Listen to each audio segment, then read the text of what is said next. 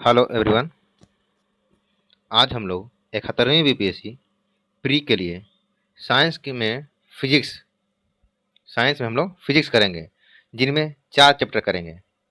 Chapter है कार्य, शक्ति, ऊर्जा और गति, यानी work, power, energy and motion. इस 4 चैप्टर से हम लोग प्रश्नों को देखेंगे जो एमसीक्यू के रूप में होगा। और आप लोग को पता ही है कि बीपीएससी में साइंस का वेटेज बहुत ज़्यादा होता है। कम से कम 30 से 32 क्वेश्चन के आसपास एवरेज इसका साइंस का क्वेश्चन होता है। अब आजकल पैटर्न बदला है, जिसकी वजह से आप देख रहे होंगे, एक समय था कि साइंस में मैक्सिमम बायोलॉजी पूछता था, लेकिन अब देखें तो फिजिक्स और बायोलॉजी दोनों से क्वेश्चन आ रहे हैं। केमिस्ट्री से अभी भी कम आ रहे हैं क्वेश्चन। तो आज हम लोग करेंगे में फिजिक्स का 4 चैप्टर, जिसमें कार्य, शक्ति, ऊर्जा और गति। तो आइए इनके प्रश्नों को हम लोग देखते हैं। इसके अंतर्गत हम क्वेश्चन नंबर 1 को देखते हैं। ठीक है, तो पहला क्वेश्चन कहता है क्या हमारा कि भोजन में ऊर्जा को किस इकाई में मापा जाता है। भोजन में ऊर्जा को किस इकाई में मापा जाता है। ठीक है, तो भोजन की माप बता रहा है, जो ऊर्जा में कन्वर्ट होता है तो हम लोग कैलोरी में मापते हैं। ग्रामीण क्षेत्र का अलग कैलोरी होता है और शहरी क्षेत्र के लिए अलग कैलोरी होता है कि एक इंसान को पर डे कितना कैलोरी मिलना चाहिए। ठीक है, इसमें कहा गया है, एक्सप्लेनेशन में देखें, हम एक्सप्लेन में बोला है भोजन में ऊर्जा को कैलोरी में मापा जाता है। जूल ऊर्जा या कार्य की ऐसे मात्रक है, यानी कार्य का ऐसा मात्रक क्या हो गया, तो जूल हो गया। ठीक है, कार्य का ऐसा मात्रक जूल हो गया, ऊर्जा का ऐसा मात्रक क्या हो गया, जूल हो गया। कैल्विन किसका ऐसा मात्रक है, तो तापमान का है। कैल्विन किसका ऐसा मात्रक है, तो तापमान का है। ठीक है, चलिए आगे देखते हैं। तो सेल्सियस तापमान की एक व्यवहारिक इकाई क्या है, तो 0 degree Celsius equal to 273.15 kelvin. अगला क्वेश्चन देखते हैं हम। तो कहता है कि ऊष्मा ऊर्जा की एसआई इकाई क्या है। तो अभी ये देखें, ऊर्जा की इकाई देख ली थी हम, जूल। ठीक है, कार्य की इकाई देख ली थी, जूल हम। ठीक है, तो एक क्या बोला है, ऊष्मा ऊर्जा। तो ऊष्मा ऊर्जा की एसआई इकाई क्या है, तो जूल है। ठीक है, और कार्य की एसआई इकाई क्या है, तो जूल है। तो इसमें और दिया है, न्यूटन दिया है, कैलोरी दिया है और केल्विन दिया है। देखिए, तो न्यूटन जो है बल का एसआई एसआई मात्रक है। बल का एसआई मात्रक क्या है, न्यूटन है। ठीक है, ऊर्जा की एसआई इकाई इकाई क्या है, तो कैलोरी है। फिर बोलता है ताप का एसआई इकाई क्या है, तो केल्विन है। ठीक है, क्वेश्चन नंबर हम 3 देखें। तो इसमें कहता है कि जब कोई मशीन चलती है तो ऊष्मा के रूप में ऊर्जा बर्बाद होती है। जब कोई मशीन चलती है तो ऊष्मा के रूप में ऊर्जा बर्बाद होती है। ठीक है, यह ऊष्मा किसके कारण उत्पन्न होती है। तो जब दो कोई मशीन मशीन चलती है तो घर्षण के कारण उसमें ऊष्मा उत्पन्न होता है। ठीक है, किसकी वजह से, तो घर्षण की वजह से। घर्षण एक प्रतिक्रियात्मक बल है। घर्षण क्या है, एक प्रतिक्रियात्मक बल है। घर्षण के कारण किया गया कार्य को हमेशा निगेटिव होता है। घर्षण द्वारा किया गया कार्य हमेशा क्या होता है, निगेटिव होता है। घर्षण बल एक क्या है, गैर संरक्षी बल है। घर्षण बल एक गैर संरक्षी बल है। चलिए क्वेश्चन नंबर 4 देखते हैं। अगला क्वेश्चन कहता है कि निम्न में से कौन सा कथन गलत है। यहाँ पे गलत कथन का चयन करना है, कौन सा कथन गलत है। ठीक है, और इन 4 ऑप्शन में से कोई कोई एक क्वेश्चन ऑप्शन गलत होगा, बाकी 3 ऑप्शन जो है गलत सही होगा। ठीक है, तो पहला ऑप्शन कहता है कि कार्य तब होता है जब कोई बल किसी पिंड को उसके अनुप्रयोग की रेखा में व्यवस्थित करता है। ठीक है, तो एक कथन सही है या गलत है, तो एक कथन सही है। बल द्वारा किया गया कार्य बल और बल की रेखा में विस्थापन के गुणनफल होता है। यह भी कथन सही है। बल के द्वारा किया गया कार्य उसके की बल रेखा के विस्थापन का गुणनफल होता है। फिर कहता है कार्य की कोई दिशा नहीं होती, लेकिन इसका चिन्ह होता है। कार्य करने की कोई दिशा निश्चित तो है नहीं, लेकिन जो कार्य कर रहे हैं उसके रूप में हमारा कोई चिन्ह छूट जाता है कि मैंने क्या किया है। लेकिन ऑप्शन सी कहता है घर्षण द्वारा किया गया कार्य हमेशा पॉजिटिव होता है, तो नहीं, घर्षण द्वारा किया गया कार्य हमेशा निगेटिव होता है। तो हमारा ऑप्शन क्या गलत हो गया, ऑप्शन सी गलत हो गया। घर्षण द्वारा किया गया कार्य हमेशा निगेटिव होता है। अभी अभी वो कुछ देर पहले ऊपर में देखे थे। फिर है एक अर्ग बराबर होता है, एक अर्ग बराबर कितना होता है, तो एक अर्ग बराबर होता है 10 पर पावर माइनस 7 जूल होता है, 10 पर पावर माइनस 7 जूल होता है एक अर्ग बराबर। ठीक है, अर्ग जो क्या है, ऊर्जा और कार्य की इकाई प्रणाली है। चलिए नेक्स्ट बात करते हैं, निम्नलिखित में से कौन सा कथन गलत है। ठीक है, तो क्वेश्चन नंबर 6 है, निम्नलिखित में से कौन सा कथन, ठीक है, कथन गलत है। तो यहाँ हमको फिर से क्या करना है, गलत का चयन करना है, कौन सा गलत है उसका फिर से हमें चयन करना है। तो कहता है पहला ऑप्शन कि यदि लगाए गए बल और विस्थापन के बीच का कोण न्यूनतम होता है तो किया गया कार्य क्या होगा, पॉजिटिव होगा। तो हाँ पॉजिटिव हो गया, तो कार्य जो इसका पॉजिटिव हो गया, क्योंकि लगाया गया बल विस्थापन के बीच का कोणीय न्यूनतम होता है, तो उस पर किया गया कार्य क्या होता है, पॉजिटिव होता है। ये कथन सही है। आगे देखते हैं बाकी 3 ऑप्शन में क्या दिया है। तो यहाँ कहता है ऑप्शन बी में कहता है कि यदि लगाए गए बल और विस्थापन के बीच का कोण अधिक होता है तो किया गया कार्य निगेटिव होता है। ये कथन भी सही है, कार्य जो है निगेटिव हो जाता है। फिर आगे देखते हैं ऑप्शन सी में, यदि लगाए गए बल और विस्थापन के बीच का कोण 90 डिग्री है तो किया गया कार्य शून्य होगा। ऑप्शन सी भी सही है। और ऑप्शन डी क्या कहता है, इनमें से कोई नहीं। इसके तीनों ऑप्शन जो है सही हैं। ठीक है, तो हमसे क्या पूछा था, इनमें से कौन सा ऑप्शन सत्य नहीं है। ठीक है, यानी कि ऑप्शन डी इनमें से कोई नहीं। आगे देखते हैं क्वेश्चन नंबर 7। 7 कहता है बल विस्थापन ग्राफ के अंतर्गत क्षेत्रफल देता है। बल विस्थापन ग्राफ के अंतर्गत क्षेत्रफल देता है किसका, तो कार्य किया गया, यानी किया गया कार्य का देता है। ठीक है, ठीक है, तो कार्य किया गया इक्वल टू बल इंटू बल की दिशा में विस्थापन। ठीक है, बल विस्थापन ग्राफ का क्षेत्र कार्य देता है। अगला कहता है क्वेश्चन, क्वेश्चन नंबर 8, त्वरित त्वरित कार्य इसका उदाहरण है। ठीक है, यानी कि त्वरित कार्य उदाहरण है किसका, तो धनात्मक कार्य का उदाहरण है। फिर नेक्स्ट बात करें हम, घर्षण बल किसका उदाहरण है। घर्षण बल किसका उदाहरण है, तो असंरक्षी बल का उदाहरण है। ठीक है, घर्षण बल किसका उदाहरण है, तो असंरक्षी बल का उदाहरण है। एक मिनट, हाँ ठीक है, घर्षण बल असंरक्षी बल का उदाहरण है। संरक्षी बल यानी कि वह बल जिसका कार्य केवल वस्तु के अंतिम विस्थापन द्वारा निर्धारित होता है, यानी केवल वस्तु के अंतिम विस्थापन द्वारा निर्धारित होता है इसका संरक्षी बल। ठीक है, क्वेश्चन नंबर 10 देखते हैं। क्वेश्चन नंबर 10 कहता है कि मैच करना है कौन सा कथन सत्य है। मतलब ये एक तरफ मात्रा है, भौतिक मात्रा है, और दूसरी तरफ इकाई है। ठीक है, दोनों को मैच करना है। ठीक है, तो एक तरफ दिया है कार्य, कार्य का मात्रा क्या है, तो यहाँ हम करते हैं जूल करते हैं। ऊर्जा, ऊर्जा क्या है, मिलान करना है इसका, तो ऊर्जा क्या होना चाहिए, तो हमारा ऊर्जा का होगा न्यूटन मीटर। ओके, यानी कि 2 का 3 हो गया। फिर शक्ति, शक्ति किसका है, तो वाट, यानी कि 3 का 2 हो गया।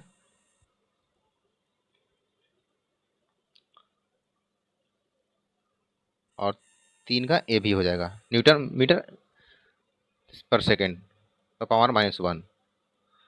क्वेश्चन नंबर अब 11 देखते हैं। यानी कि यहाँ देखिए एक्सप्लेन क्या किया है, कार्य, कार्य की इकाई क्या है, जूल है। ओके, कार्य की इकाई जूल है। एक मिनट एक मिनट एक मिनट, किधर गया, कार्य की इकाई क्या है, जूल है। ऊर्जा की इकाई क्या है, जूल है। शक्ति की इकाई क्या है, वाट या न्यूटन मीटर पर पावर -1, यानी कि जूल पर सेकेंड। ठीक है, क्वेश्चन नंबर 11 देखते हैं। क्वेश्चन नंबर 11 कहता है 1 वाट, ठीक है, की शक्ति है। 1 वाट की शक्ति कितनी होती है, 1 वाट बराबर पूछा हम लोग क्या, वह मशीन जो हर सेकेंड में 1 जूल काम कर रही है, तो 1 वाट वही है, ठीक है। 1 वाट उस मशीन की शक्ति है जो हर सेकेंड 1 जूल कार्य कर रही है। तो शक्ति प्रति इकाई समय में किया गया कार्य क्या कहलाता है? शक्ति कहलाता है। यानी कि कोई समय में, किसी एक निश्चित समय में किया गया कार्य क्या आता है? शक्ति कहलाता है। और शक्ति किस प्रकार का राशि है? ठीक है, तो यह अदिश राशि है। शक्ति क्या है? अदिश राशि है। शक्ति की एसआई यूनिट क्या है? तो वाट, यानी कि जूल पर सेकेंड है। क्वेश्चन नंबर 12 देखते हैं। तो इसमें कहा गया है बल और वेग का गुणनफल, बल और वेग का गुणक परिणाम होता है या क्या होता है? तो शक्ति। ठीक है, तो शक्ति बराबर क्या होता है? बल गुने वेग। बल इंटू वेग क्या है? तो शक्ति का फॉर्मूला होता है। ठीक है, यहाँ पर दिया हुआ भी है। और शक्ति का ऐसा यूनिट क्या है? तो जूल पर सेकंड है, यानी कि न्यूटन मीटर पर सेकंड है। पावर माइनस 1, ये सब तो रिपीट हो जा रहा है। तो 1492 वाट बराबर कितना होता है? तो 1492 वाट बराबर 2 एचपी होता है। ठीक है, यानी 2 हॉर्स पावर होता है। एचपी यानी हॉर्स पावर, जिसको हिंदी में अश्व शक्ति बोलते हैं। तो 1 हॉर्स पावर बराबर कितना होता है? तो 746 वाट होता है। और 2 हॉर्स पावर बराबर, दोनों को 2 से मल्टीप्लाई करना है तो हो जाएगा 1492 एचपी। ओके, अगला है क्वेश्चन नंबर 14। 1 किलोवाट किसकी इकाई है? यानी कि तो ये है ऊर्जा पर कार्य की इकाई है। ठीक है, यानी कि 1 किलो वाट पर आवर है। ठीक है, यानी कि 1000 वाट विद्युत उपकरणों द्वारा 1 घंटे में खपत की गई ऊर्जा है। क्वेश्चन नंबर 15 कहता है निम्नलिखित में से कौन सा कथन सत्य नहीं है? हमको सत्य कथन इसमें से पहचानना है, सॉरी असत्य कथन हमें पहचानना है। ठीक है, तो क्वेश्चन नंबर 15 कहता है कौन सा इसमें कथन असत्य है? ठीक है, तो वस्तु की गति के कारण गतिज ऊर्जा, जब कोई वस्तु गति कर रही है तो क्या है? वो गतिज ऊर्जा है, ये कथन सत्य है। फिर कहता है वस्तु की स्थिति या विन्यास के कारण स्थितिज ऊर्जा, ये भी सही है। फिर कहता है यदि शरीर बल लगा सकता है और विस्थापन कर सकता है तो इनमें यांत्रिक ऊर्जा होती है, ये भी कथन सही है, बिल्कुल सही है। तो आप देखेंगे इसमें से जब तीनों सही है तो हमसे क्या पूछा था? कौन सा कथन सही नहीं है? तो उपरोक्त में से कोई नहीं, इसमें से कोई नहीं है, सब सही है। ऑप्शन देखते हैं क्वेश्चन नेक्स्ट आगे। क्वेश्चन नंबर 16 कहता है यदि किसी पिंड पर कार्य किया जाता है तो उसकी ऊर्जा क्या होती है? अगर कोई वस्तु है या पिंड है उस पर कार्य किया जाए तो क्या होगा? उसकी ऊर्जा बढ़ जाती है। ठीक है, पिंड पर, यानी कि पिंड ऊपर उड़ जाता है या पिंड पर कार्य किया जाता है तो उसकी ऊर्जा बढ़ जाती है। ठीक है, यहाँ देखिए पिंड नीचे की ओर जाता है या पिंड द्वारा कार्य किया जाता है तो उसकी ऊर्जा कम हो जाती है। अगर पिंड खुद कार्य कर रहा है तो ऊर्जा क्या हो जाएगा? कम हो जाएगा। लेकिन पिंड पर कोई ऊर्जा काम करेगा तो क्या होगा? उसकी ऊर्जा बढ़ जाएगी। फिर है टक्कर के दौरान क्या होता है? टक्कर जब दो मनुष्य हो, गाड़ी हो, समथिंग जो भी कुछ हो, टक्कर होता है तो क्या होता है? तो संवेग संरक्षित रहता है, संवेग संरक्षित रहता है। देखिए यहाँ लिखा है टक्कर एक ऐसी घटना है जिसमें दो पिंड एक दूसरे से टकराते हैं और बहुत कम समय के अंतराल पर बड़ा बल लगते हैं। ठीक है, टक्कर 2 प्रकार के होते हैं। ठीक है, प्रत्यास्थ टक्कर और अप्रत्यास्थ टक्कर। ठीक है, गति ऊर्जा केवल प्रत्यक्ष टक्कर के दौरान संरक्षित रहती है। अगला चैप्टर हमारा हो गया गति। हम क्या कर रहे थे? उससे पहले कार्य कर रहे थे। अब हमारा चैप्टर कौन हो गया? गति। यानी कि हमने 3 चैप्टर देखा, कार्य, शक्ति और ऊर्जा देख लिए। अब अगला चैप्टर हमारा हो गया गति। ठीक है, चलिए गति में हम पहला क्वेश्चन देख लेते हैं। ठीक है, पत्थर मारने पर व्यक्ति को चोट लगती है। ठीक है, पत्थर मारने पर व्यक्ति को चोट लगती है, क्यों? तो प्रतिक्रिया के कारण। पत्थर मारने पर व्यक्ति को चोट प्रतिक्रिया कारण लगती है। न्यूटन का तीसरा नियम यह कहता है कि प्रत्येक क्रिया के समान एक विपरीत प्रतिक्रिया होती है। जड़त्व किसी पदार्थ की एक अंतर्निहित मूल विशेषता है और इस विशेषता के कारण यह गति की स्थिति को बदलने में सक्षम नहीं है। ठीक है। समय के सापेक्ष विस्थापन में परिवर्तन की दर को वेग कहते हैं। और क्या कहते हैं? समय के सापेक्ष विस्थापन में परिवर्तन की दर को वेग कहा जाता है। संवेग गतिमान पिंड की एक विशेषता है।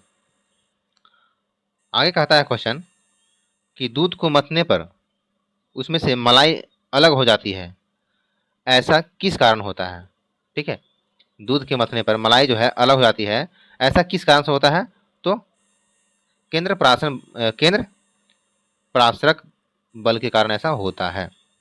ठीक है, केंद्र प्रसारक बल के कारण ऐसा होता है। ठीक है, दूध के मथने पर उसमें मलाई अलग हो जाती है, ऐसा केंद्र प्रसारक बल के कारण होता है। केंद्र प्रसारक बल एक क्या बोलते हैं? छदम बल है, जो हमेशा केंद्र से दूर घूमते हुए पिंड पे कार्य करता है। ठीक है, जब केंद्र से दूर कोई पिंड घूमेगा उस पर कार्य करता है। ठीक है, क्वेश्चन नंबर 3 देखते हैं। ठीक है, सड़क पर चलते समय बैलगाड़ी के पहिए की गति किसका उदाहरण है? पूछता है कि सड़क पर चलते समय बैलगाड़ी के पहिए की गति किसका उदाहरण है?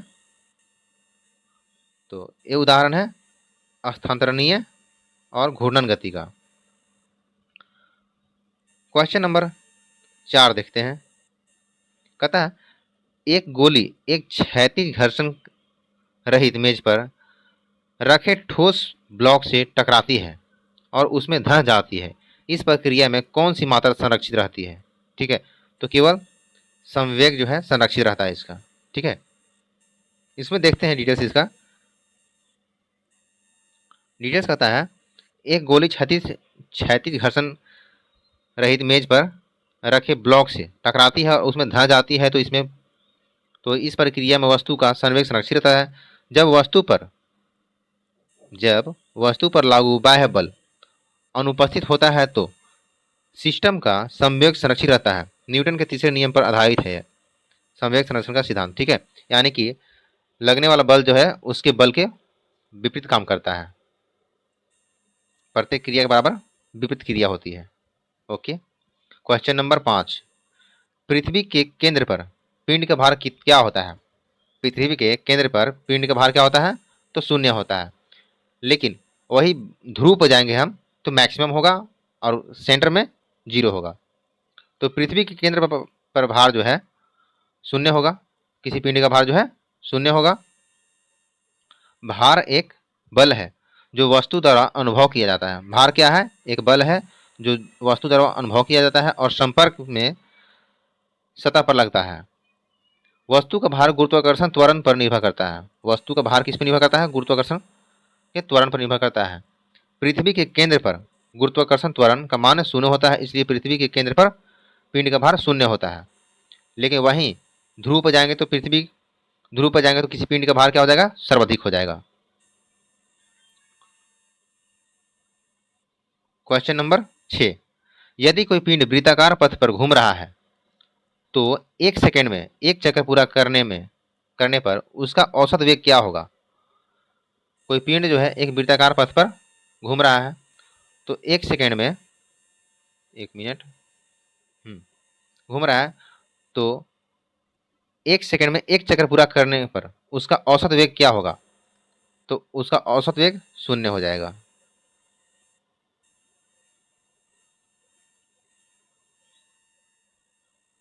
क्वेश्चन नंबर 7 देखते हैं। न्यूटन के पहले नियम को इसमें से इस नाम से भी जाना जाता है, यानी कि जड़त्व के नियम से जाना जाता है। न्यूटन के पहले नियम को जड़त्व के नियम से जाना जाता है, यानी कि इसमें कहा गया है जब तक कोई वस्तु स्थिर है वो स्थिर ही रहना चाहेगी, जब तक कोई उस पर बाह्य बल कार्य न करे। ठीक है, और न्यूटन का पहला नियम हो गया जो न्यूटन का पहला नियम जो है बल को परिभाषित करता है। दूसरा नियम बल के परिणाम को प्रमाणित करता है। ठीक है, और गैलीलियो ने ही जो है ना जड़त्व के नियम की खोज की थी। किसने? गैलीलियो ने। क्वेश्चन नंबर 8 कहता है कि यदि कोई वस्तु पूरी तरह से घूर्णन गति में चलती है, यदि कोई वस्तु पूरी तरह से घूर्णन गति में चलती है तो शरीर का प्रत्येक घटक कण एक वृत्त में घूमता है जिसका केंद्र एक रेखा पर स्थित होता है, जिसे क्या कहते हैं? तो इसे कहते हैं घूर्णन की धुरी कहते हैं, घूर्णन की धुरी कहते हैं। क्वेश्चन नंबर 9 जब कोई बस अचानक चलने लगती है तो बस में बैठे यात्री पीछे की ओर गिरने लगते हैं, यह घटना किसका उदाहरण है? तो यह घटना है विराम का जड़त्व का उदाहरण है। मैंने कहा कि न्यूटन का फर्स्ट लॉ कहता है कि जब कोई वस्तु स्थिर है तो स्थिर अवस्था में रहना चाहिए जब तक उस पर कोई बाहरी कोई फोर्स न काम करे। ठीक है। क्वेश्चन नंबर 10 कहता है घूर्णन के नियम, घूर्णन को निम्न में से किसके द्वारा कम किया जा सकता है? घूर्णन को किसके द्वारा कम किया जा सकता है?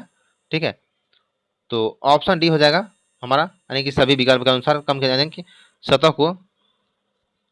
सतह को चमकाना, स्नेहा का उपयोग, संपर्क के क्षेत्र कम करना। ठीक है, सतह को चमका देंगे जिससे ग्रेविटेशन लगेगा, थी गुरुत्वाकर्षण कम हो जाएगा स्नेहा का उपयोग करके। ठीक है, आगे देखते हैं क्वेश्चन नंबर 11 कहता है किसी पिंड की गति की अवस्था को बदलने के लिए कौन सा स्थिर बल जिम्मेदार है? तो ए घर्षण बल जिम्मेदार होगा। ठीक है, किसी पिंड की गति को अवस्था को बदलने के लिए घर्षण बल जिम्मेदार होता है। बाकी तो वही एक्सप्लेनेशन जो पहले किए थे घर्षण बल के बारे में। आगे है द्रव द्वारा लगाया गया घर्षण बल को क्या कहते हैं? तो द्रव द्वारा लगाया गया घर्षण बल को ड्रैग कहते हैं। क्या कहते हैं? ड्रैग कहते हैं। ठीक है, और पानी में किसी वस्तु पर जब बल लगता है उसे क्या कहते हैं? उसे उत्प्लावन बल कहते हैं। ठीक है,